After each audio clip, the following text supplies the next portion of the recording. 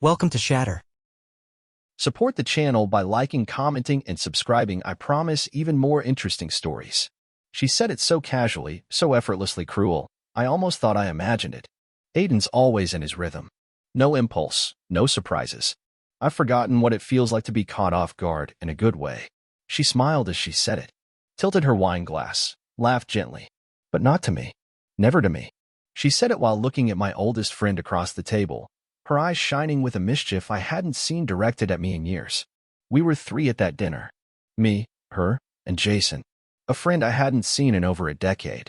And yet in those 2 hours, it was like I'd vanished from my own life. I wasn't her husband. I was the placeholder she used to contrast whatever thrill she thought she deserved. She didn't touch me once. Not my hand. Not my knee under the table. Not even a glance when I spoke. But when Jason told a dumb story from our 20s, she leaned in, laughed too loud, let her fingers brush his sleeve like it was accidental. It wasn't. That was the moment. Not a scream. Not a betrayal caught in motion. Just that sentence. Delivered with the softness of someone who forgot, or never cared, that words can wound deeper than knives. I didn't react. I didn't shift in my seat. I didn't ask her what she meant. I just looked at her. Really looked. And for the first time in a long time, I didn't see the woman I married. I saw someone else entirely. Someone who didn't even pretend to respect the man beside her. Jason caught my eyes once, briefly. There was discomfort there. Guilt, maybe. A recognition that the conversation had crossed a line. But he didn't say anything either. Because what could he say? I drove us home in silence. She scrolled through her phone the whole ride, humming some pop song under her breath like the night had gone exactly as planned. And maybe it had. Later, while she undressed in the bathroom with the door half shut, I sat on the edge of the bed, staring at the floor. I wasn't angry. Not yet. I wasn't even hurt. What I felt was recognition. Like seeing an old photo of yourself and realizing how far you've drifted from the person you used to be. She came out in her robe, tossed her clothes in the hamper without looking at me, climbed into bed and turned away. No, good night. No touch. No words. And I lay there, eyes open in the dark, thinking, that was it. That was the moment she stopped pretending I mattered. And the moment I stopped pretending I didn't notice. The next morning, I made her coffee. Just like I always did. She walked into the kitchen still half asleep, wrapped in that oversized sweater she wore when she wanted to feel cozy. She glanced at the mug waiting for her on the counter, lifted it without a word, took a sip, and walked off. Not a thank you. Not even a look. I stood there, watching the space she left behind. The soft clink of the cup against her lips was the only acknowledgement I existed. That's when the thoughts began. Not loud. Not panicked. Just steady. Cold. Focused. When did this start? When did we stop being us and turn into two people orbiting different stars? There was a time years ago when her laughter was mine. When she'd wait by the door at the end of the day just to hug me first. When she'd say things like, "You're my calm. You're home." Now? Now I was a default setting. A background process. A utility she accessed when needed and ignored when not. I didn't ask for much. That was the worst part. I wasn't the guy who demanded attention every minute or threw tantrums over distance. I just wanted presence. Eye contact. A moment. Something real. And I think that's what broke me most, how little I had settled for, and how even that was too much. That night, I tried to talk to her. I didn't accuse. I didn't raise my voice. I just said, "Did you notice how you introduced me last night?" She looked confused, then amused. Said something like, "You're being sensitive. It was just dinner." I didn't mean anything by it. But she did. And we both knew it. There was no apology. No pause. Just a sigh, long and tired, like I was the inconvenience. Like the real offense was me bringing it up at all. That's when I stopped trying to fix it. You can't repair something with someone who doesn't think anything is broken. You can't reach someone who thinks they're already on higher ground. I went to bed before her that night. For the first time in years, I didn't wait for her to brush her teeth, turn off the lights, settle in beside me. I just lay on my side of the bed, eyes closed, heart still. When she slipped under the covers, I felt the mattress shift, but there was a canyon between us. And for once, I didn't try to cross it. She whispered, "Good night," like an afterthought. I didn't answer. I let the silence stretch. And in that silence, I realized something simple and devastating. She didn't hate me. She just stopped seeing me. And I was about to show her what it feels like to be truly invisible. The next day, Jason called. I almost didn't pick up. but something in me wanted to hear his voice. Maybe I needed a neutral witness. Or maybe I just needed the truth to come from someone else's mouth. He didn't waste time. Said he'd been thinking about dinner. About the way she spoke. The way she looked at him. There was hesitation in his voice. Like he didn't want to be the guy who says what a man already knows but doesn't want to admit. He said, "Aiden, she doesn't just sound tired. She doesn't respect you anymore. I'm sorry, but..." I felt it. She didn't talk to you like a partner. She talked around you. Like you were in the way. I didn't interrupt. I let him speak. He continued, and when she looked at me, it wasn't innocent. It was testing something. Like she wanted to see if I'd respond. I didn't. But man, I need you to know I saw it. I thanked him. Not because I needed his permission to feel what I was already feeling, but because clarity is easier when it echoes from someone else's voice. After the call, I sat in the garage. Lights off. Just the hum of the refrigerator unit and the ticking of the cooling engine. I sat there for almost an hour. And then I started thinking not about her, but about me. What was I doing? Why was I still standing in a home that didn't feel like mine? Why was I paying bills for someone who saw me as optional? So I started with small things. Quiet things. The salary account? Changed. New bank. Private login. No more shared balance. No more automatic transfers. A few of my grandfather's keepsakes, old tools, a watch, my military jacket. I packed those and stored them in a locked cabinet in the garage. Then came the lawyer. No announcement. No drama. Just a consultation. Quietly. Privately. I told him I wasn't ready to file. Not yet. But I wanted everything ready. I wanted options. Control. And as I walked out of his office, something inside me shifted. It wasn't revenge. It wasn't even pain. It was structure. A plan forming in my head. Not for destruction, but for detachment. That night, she asked if I wanted to watch something together. She had a glass of wine in her hand. Her tone was softer. Almost performative. I said no. She didn't push. Just nodded and turned on something alone. She thought I was sulking. She thought I needed space. What she didn't know was, I had already started building it. Not a gap. A wall. And when she'd finally see it, it would already be too tall to climb. It happened on a Tuesday. Late afternoon. I was working from home, cleaning up emails, half listening to a podcast when the notification pinged. One of those random cloud sync alerts from our shared account. We hadn't used that folder in months, maybe a year. Mostly old travel photos, receipts, nothing important.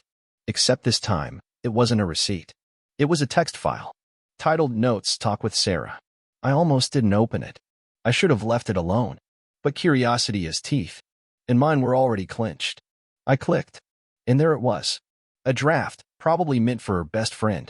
Or maybe just a place to vent. Either way, it was a mirror. And it shattered everything. It said, I think Max might be right. My husband, he's not really a man anymore. He's just there. Like a screensaver. No spark, no fight. I know it sounds harsh, but sometimes I feel like I'm sleeping next to a paused version of my life. I read it twice.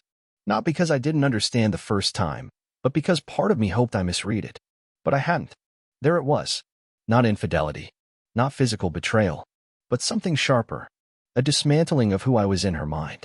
A quiet execution. She didn't even hide it behind metaphors.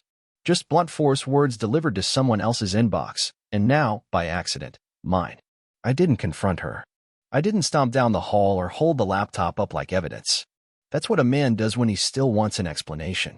I didn't. I closed the file. Moved it to a private folder. Locked the cloud access. Changed the password. And then I stared at my reflection in the screen. I wasn't angry. I was done. The kind of done that doesn't need validation. That night, I ate alone.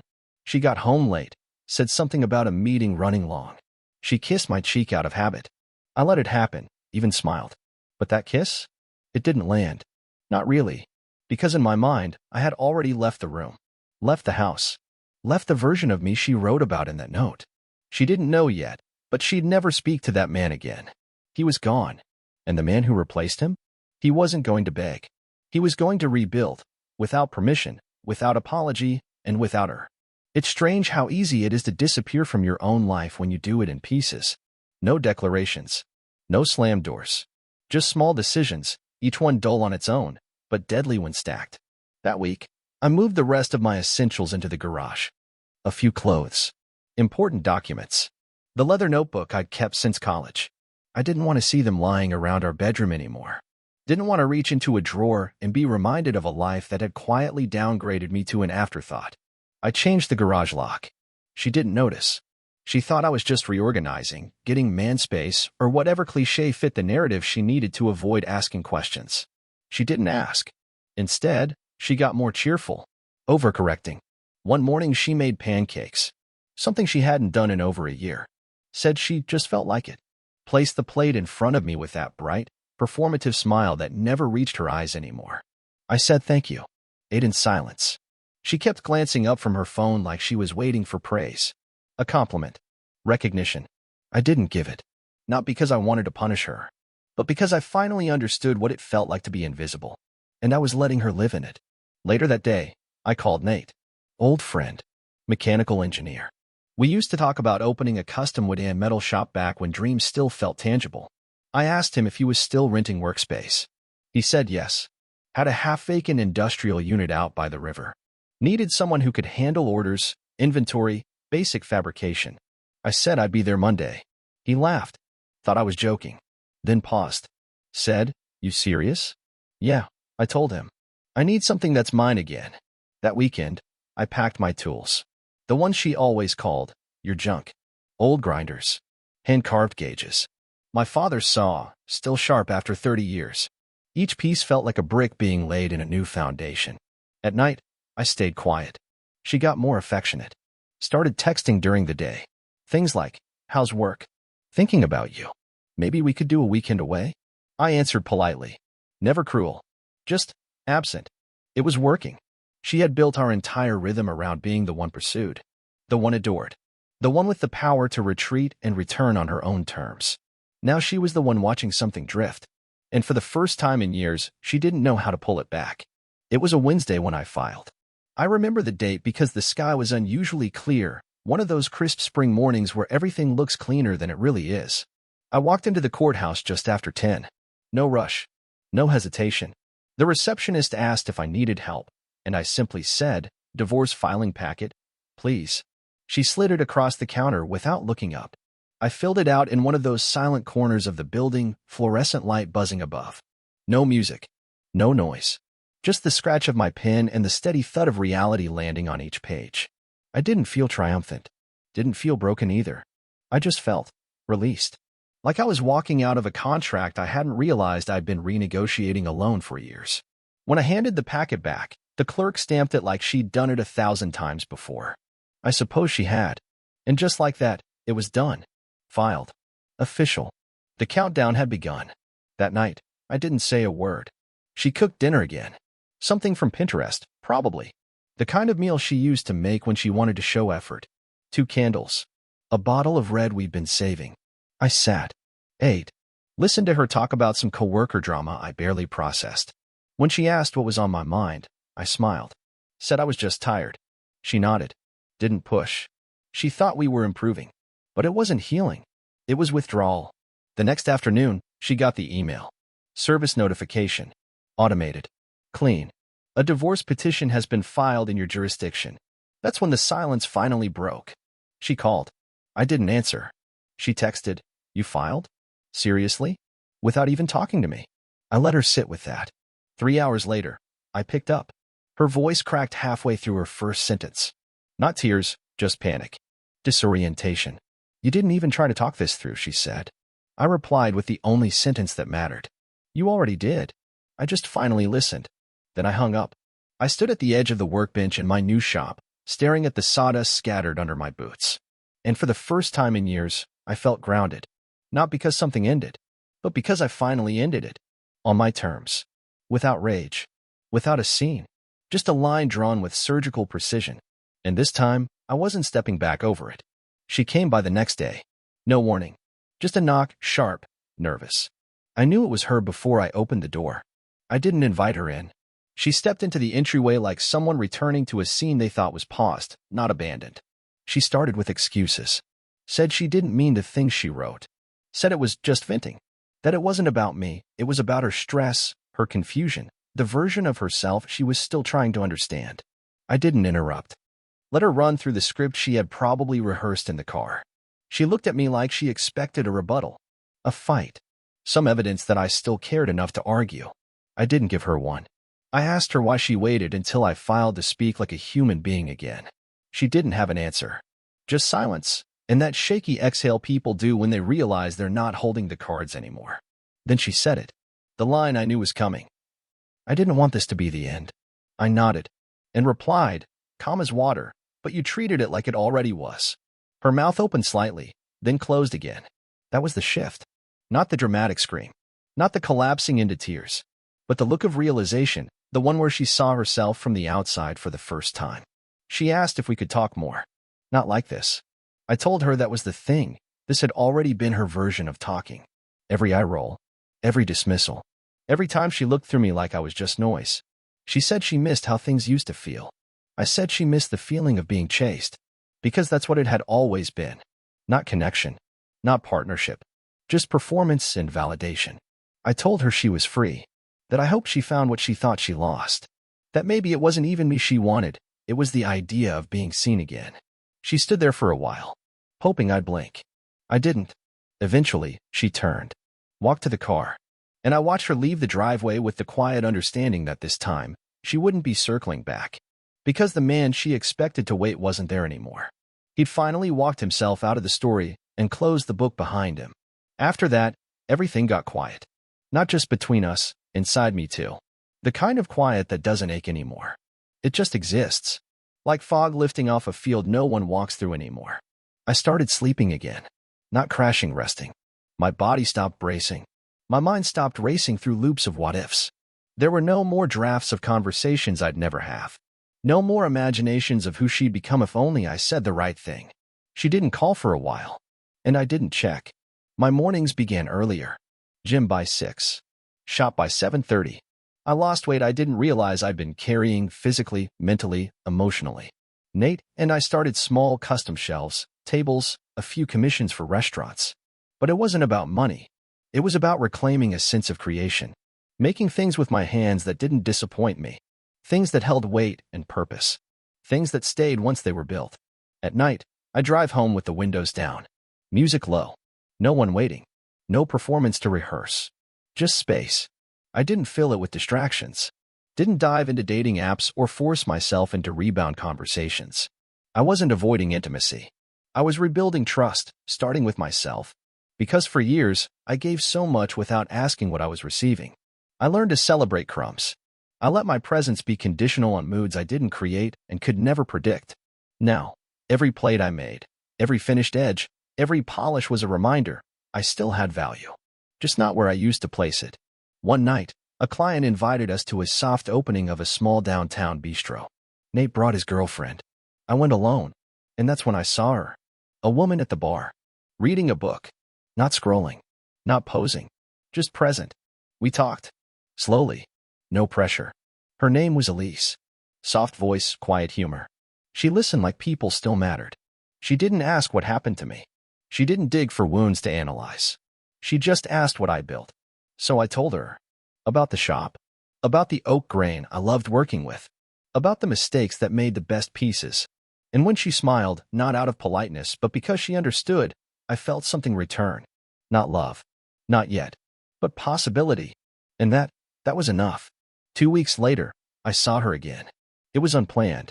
A random Sunday. Early afternoon. I was at the cafe by the park, same one I used to walk past with headphones in, never stopping. But that day, I sat outside. Black coffee. Elise across from me. No tension. Just soft conversation, quiet smiles, sunlight in small patches between the clouds. I was mid-sentence when her figure caught my eye. She didn't see me at first. She was walking with a friend. Laughing too loud, like she wanted someone to hear it. Dressed sharper than usual, heels she never wore when we were together. A little too bright for the weather. Hair perfect. Glasses off. It hit me all at once. How much effort she was making now that it didn't matter. She froze when she finally noticed me. Just a second. One heartbeat. Then her smile faltered. Not completely. Just enough to notice. Her friend said something, motioned toward the bakery window. She nodded, distracted, but didn't move. She was watching us. Watching me. Not with anger. Not with regret. But with confusion. Like she was trying to decode a version of me she didn't recognize anymore. I didn't wave. I didn't smile. I didn't look away. I just turned back to Elise, finished my sentence, and reached for my coffee. That's simple. No performance. No pointed gesture. Just stillness. And I could feel it. Behind me, her breath catching, her steps hesitating, the weight of a past that didn't expect to be replaced so quietly. Because when someone's used to being the center of your gravity, they don't expect to see you balanced without them. Especially not with someone kind. Someone calm. Someone new. We finished our drinks. Elise didn't ask who she was. She didn't need to. There was no shift in her energy. No insecurity. Just presence. And I realized then what peace actually looks like. Not absence of pain, but absence of performance. No battles. No proving. Just choice. We stood to leave. And when I glanced back toward the bakery window, she was gone. And I felt nothing. No ache. No what-ifs. Just the clean, satisfying click of a door that finally closed. This time for good. She texted me the next morning. Not long. Just a line. I saw you yesterday. You looked different. I didn't reply. Not because I was trying to hurt her, but because silence, when earned, is the most honest answer there is. She texted again 2 hours later. Is she someone new? Still nothing. Because if the only time someone acknowledges your value is after they lose access to it, they were never seeing you, only managing you. By the third message, the tone had shifted. I just thought we had more time. I thought maybe we'd talk again, at least. But that's what endings do. They always come later for the one who thought they were in control. I archived the thread. Didn't delete it. Just filed it in the same place I kept old receipts. A record of something that cost too much and gave too little. At the shop, business picked up. We were getting steady commissions. Word of mouth. Local buzz. I carved more than I spoke. My hands stayed busy. And for once, my mind didn't run loops. At night, I'd fall asleep to the sound of tools cooling, not apologies rehearsed in my head. I didn't need closure from her anymore. Because the real closure was in how I felt when I passed the mirror in the morning. I looked alive. Not because of Elise. Not because of some revenge fantasy fulfilled. But because I wasn't performing anymore. I wasn't asking anyone to see me. I had seen myself. And I stayed. Weeks passed. Eventually, her messages stopped. I think she realized. Maybe not all at once, but gradually. That I wasn't coming back. That I wasn't punishing her or waiting for her to fix it. That I had simply exited. Not the house. Not the marriage. The system. The one where love had rules she got to write, edit, and enforce alone. Now, I wrote my own rules. And the first one was simple. Never beg to be noticed by someone who looked away first. If she ever tells the story, I know what she'll say. That I changed. That I gave up too soon. That I didn't fight. And that's fine. Because the man she knew would have rushed to correct her. This one, he just builds quietly. And when something doesn't hold anymore, he sets it down and walks away. What would you have done in my place? If the story hit you, leave a like. And don't forget to subscribe. It only gets stronger from here.